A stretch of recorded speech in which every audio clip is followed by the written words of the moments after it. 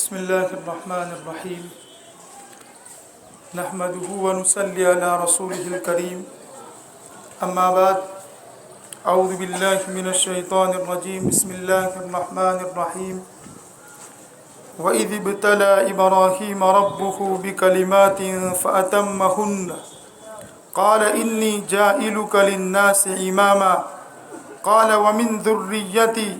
قال لا ينال عهد الظالمين وقال تبارك وتعالى في موضع آخر سبحانك لا علم لنا إلا ما علمتنا إنك أنت العليم الحكيم رب اشرح لي صدري ويسر لي أمري واحلل عقدة من لساني يفقهوا قولي اللهم أرنا الحق حقا وارزقنا اتباعه وأرنا الباطل باطلا وارزقنا اجتنابه الله أكبر لا إله إلا الله والله أكبر وللہ الحمد۔ معزز سامعین کرام، اللہ رب العزت والجلال کا فضل اور اس کا کرم ہے کہ اللہ تعالیٰ نے ہم کو عید الفطر کے بعد دوبارہ عید الاضحیٰ کی خوشی نصیب فرمائی اور اس کے شکرانے میں دو گانا کی نماز ادا کرنے کے لیے اپنی بارگاہ میں ہم سب کو جمع فرمایا۔ اللہ تعالی ہماری دو گانا کو اپنی بارگاہ میں قبول فرماوے اور اس کے بعد کی جانے والے قربانی کو اللہ تعالی اپنے بارگاہ میں قبول فرماوے۔ یہ ذی الحجہ کا موقع 10 ذی الحجہ ہمارے اسلام میں یہ عظیم دن ہے۔ یہ دوسری عید عید الاضحیٰ کے نام سے اس کو جو ہے منایا جاتا ہے۔ اسلام میں خوشی منانے کا بھی موقع اور طریقہ اللہ تعالیٰ نے بتایا ہے۔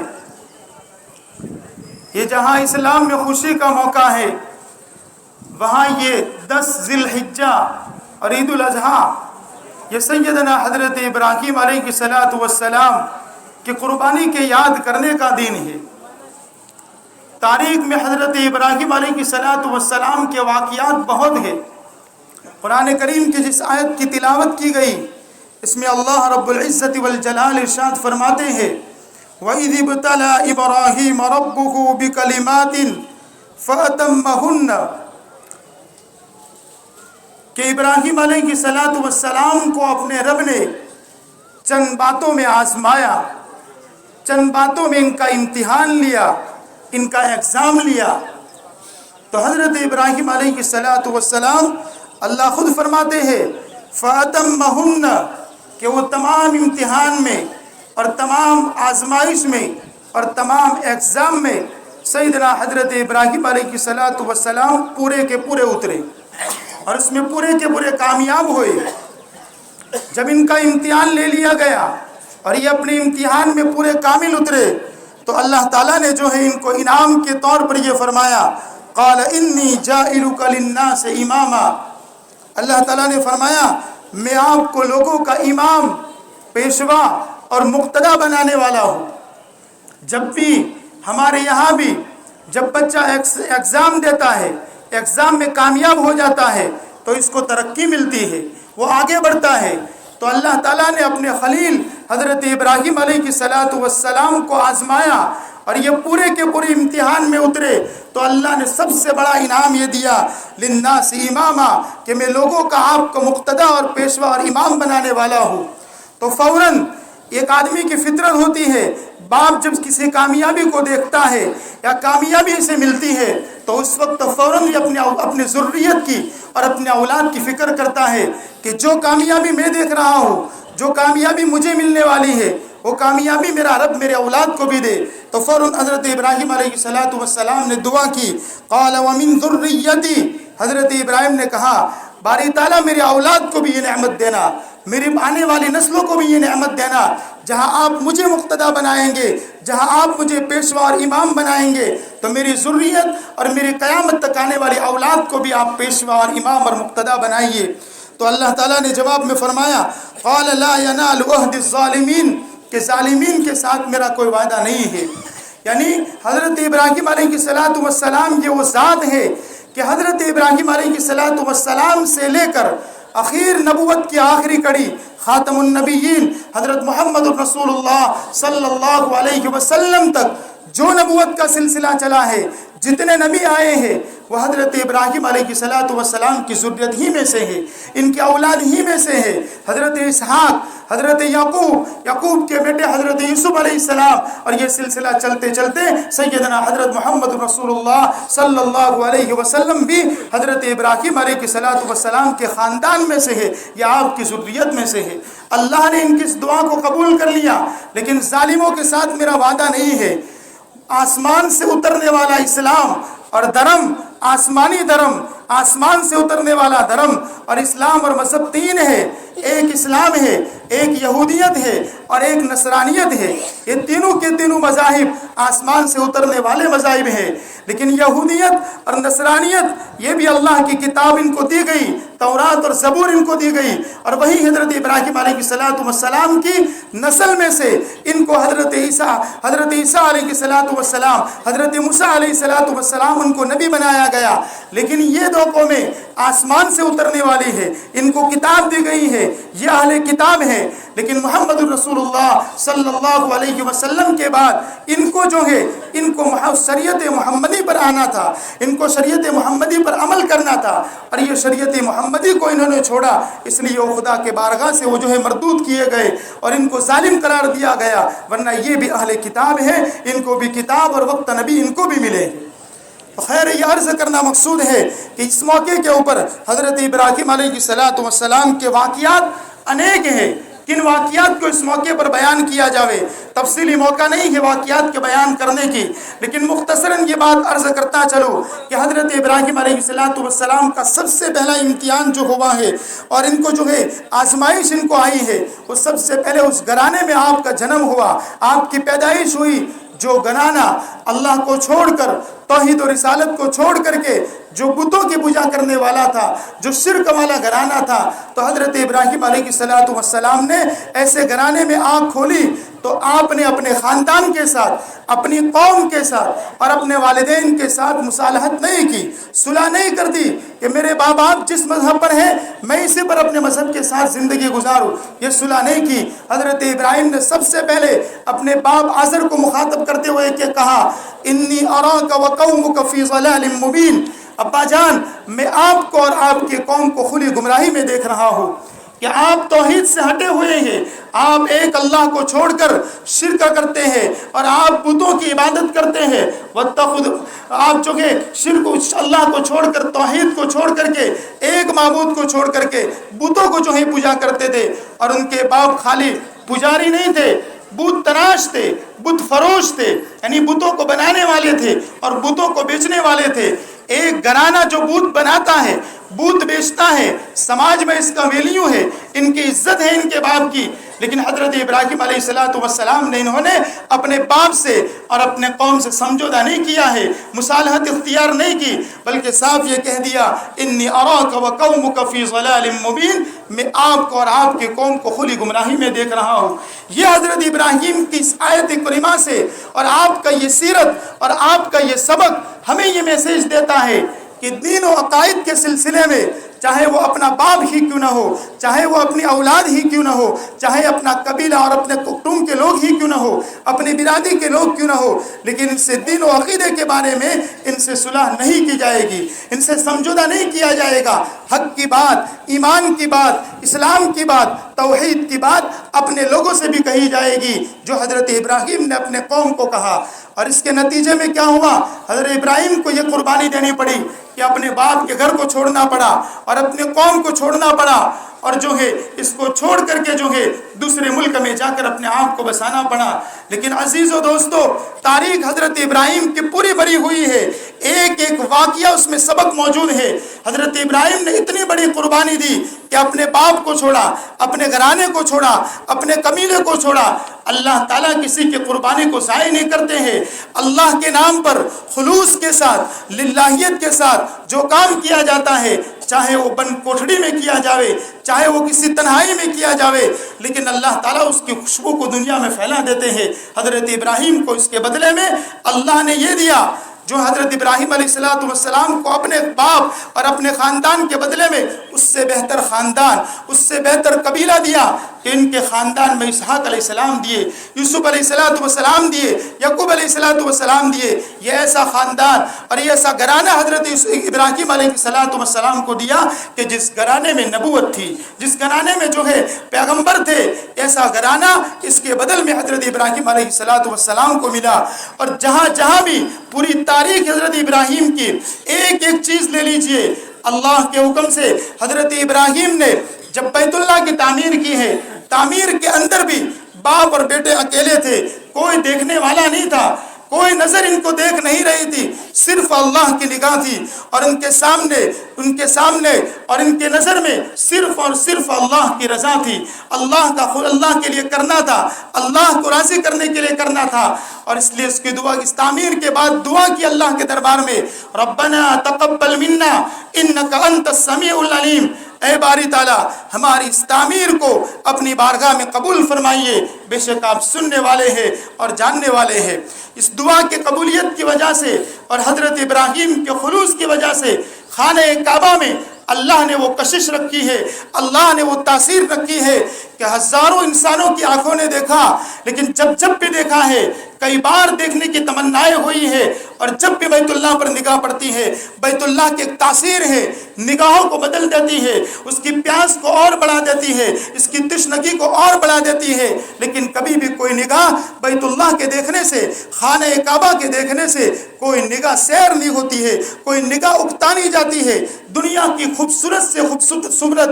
تعمیر دیکھ لیجئے، چاہے وہ لال قلعہ ہو یا قطب مینار ہو یا دنیا کی کون سی بھی عمارت ہو، انسان ایک مرتبہ دیکھے گا، 2 مرتبہ دیکھے گا، لیکن اس کی آنکھیں بھر جائے گی، بالآخر اس کی دل اکتا جائے گا. لیکن بیت اللہ میں یہ خلوص حضرت ابراہیم علیہ السلام اور حضرت اسماعیل علیہ السلام کا تھا کہ جن کی تعمیر کے وقت کسی آنکھ نہیں دیکھ رہی تھی، صرف اللہ کی آنکھ دیکھ رہی تھی، اور اللہ کے رضا کے جذبات کے ساتھ انہوں نے یہ تعمیر کی ہے. اس کے بعد حضرت ابراہیم علیہ السلام کی یادگار مقام ابراہیم، جو ابراہیم علیہ السلام کی یادگار ہے، سیدنا حضرت عمر نے فرمایا یہ مقام ابراہیم حضرت ابراہیم کے نشان قدم ہے، یہ ان کی یادگار ہے. ہمیں اسے جائے نماز بنانی چاہیے، ہمیں اسے نماز کی جگہ بنانی چاہیے. آسمان سے حضرت عمر کے اس تجویز پر، حضرت عمر کے اس مشورے پر آسمان سے قرآن کی آیت اترتی ہے، اور اللہ فرماتے ہیں وَاتَّخِذُوا مَقَامَ إِبْرَاهِيمَ مُصَلَّى، کہ تم مقام ابراہیم کو مصلی بناؤ، نماز کی جگہ بناؤ. اللہ کی طرف سے حضرت عمر کی تجویز پر قرآن اترا ہے. سیدنا حضرت عمر رضی اللہ تعالیٰ عنہ کی ذات وہ ذات ہے، کئی قرآن کریم کی آیتیں ہیں اور کئی احکام ایسے ہیں کہ زمین پر حضرت عمر نے اس کی رائے دی ہے اور آسمان سے قرآن بن کر وہ اترا ہے. ایسے بہت سی واقعات حضرت ابراہیم علیہ السلام کے ہیں. اور ایک واقعہ حضرت ابراہیم علیہ السلام اپنے باپ اگرچہ مشرک تھے، لیکن باپ کے ساتھ حضرت ابراہیم علیہ السلام جو ہے اپنے باپ کے ساتھ ایک فرما بردار اولاد کی طرح رہے ہیں، اگرچہ باپ مشرک تھا. اس لیے قرآن کے الفاظ پر غور کریے، خدا کا ضابطہ ہے جو اولاد اپنے ماں باپ کی فرما بردار ہوتی ہے، اللہ اس کو بھی ایسی فرما بردار اولاد دیتا ہے. حضرت ابراہیم علیہ السلام نے اپنے باپ کو کھلی گمراہی میں دیکھا، تو جس خطاب کے ساتھ، جن الفاظ کے ساتھ اپنے باپ کو خطاب کیا ہے، یہ الفاظ پر غور کریے قرآن کی. یوں فرمایا یا ابت لا تعبد الشیطان، یا ابت لا تعبد الشیطان، ابا جان آپ شیطان کی عبادت نہ کیجیے. یا ابتی کے لفظ پر میں آپ کو توجہ دینا چاہتا ہوں. یا ابتی، اے میرے ابا جان، اے میرے ابا جان، لا تعبد الشیطان، آپ شیطان کی عبادت نہ کیجیے. باپ مشرک ہے، لیکن بیٹا ابراہیم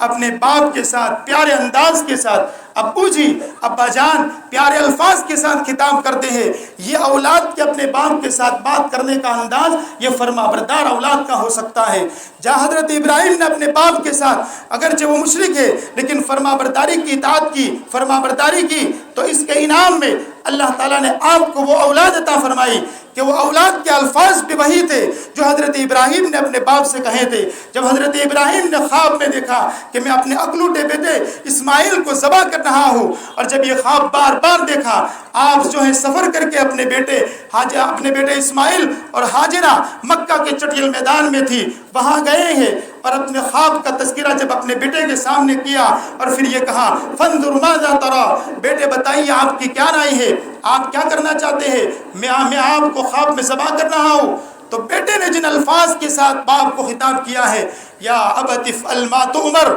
یا ابت افعل ما تؤمر، اے ابا جان کر گزریے اس کام کو جس کا اللہ نے آپ کو حکم دیا ہے۔ یہاں بھی حضرت اسماعیل نے اپنے باپ حضرت ابراہیم کو جو لفظ استعمال کیا یا ابتی کا لفظ استعمال فرمایا، جو یا ابتی کا لفظ حضرت ابراہیم نے اپنے باپ آزر کے لیے استعمال کیا تھا، یا ابتی لا تعبد الشیطان، ابا جان آپ شیطان کی عبادت بھی کیجئے، وہی لفظ یا ابتی کا حضرت اسماعیل اپنے باپ کو کہہ رہے ہیں، یا ابت افعل ما تؤمر ستجدنی انشاءاللہ من الصابرین، ابا جان کر گزریے وہ کام جس کا اللہ نے آپ کو حکم دیا ہے۔ اللہ قربانی کو ضائع نہیں کرتا ہے، اللہ کے نام پر جو قربانیاں دی جاتی ہے اللہ کبھی اس کو ضائع نہیں کرتا۔ آپ وہ خود فرما بردار اپنے باپ کے رہے، آپ کو اللہ نے فرما بردار اولاد دی، اور جہاں حضرت ابراہیم نے دعا کی تھی وہاں بھی بشارت میں یہ کہا تھا فبشرناہ بغلام حلیم، ہم آپ کو فرما بردار بیٹے کی بشارت دیتے ہیں۔